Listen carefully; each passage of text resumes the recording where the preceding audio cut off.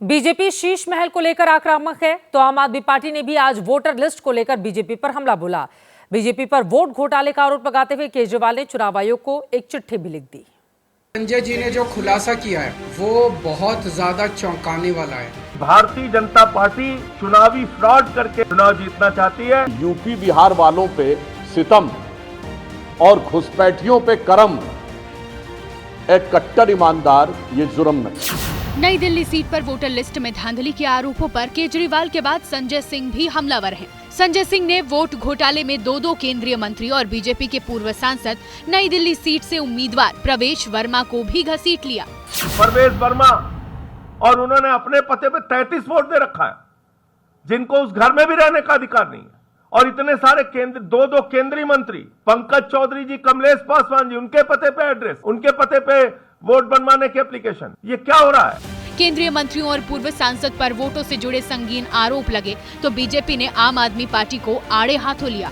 जहां तक आप पार्टी के नेता का सवाल है, मुझे लगता है ये सिर्फ हार को सामने देखते हुए इस प्रकार के आरोप प्रत्यारोप लगाने का काम कर रहे हैं। आपदा की विदाई का समय आ गया है कि खिसियानी बिल्ली खंबा नोचे।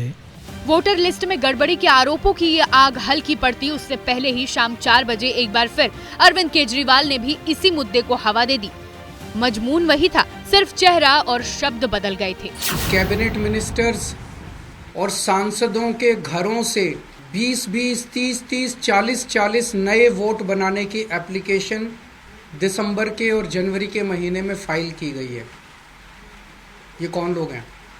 अचानक इतने लोग सारे बीजेपी के गाली गलौज पार्टी के सांसदों के घरों में कैसे आ गए?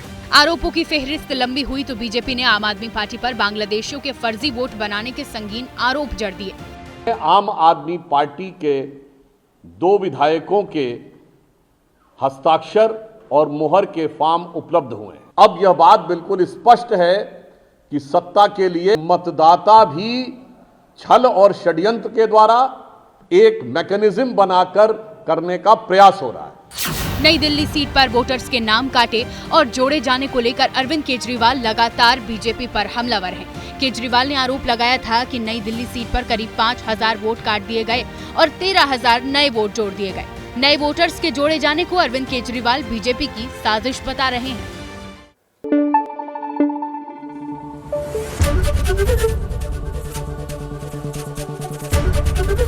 एबीपी न्यूज आपको रखे आगे।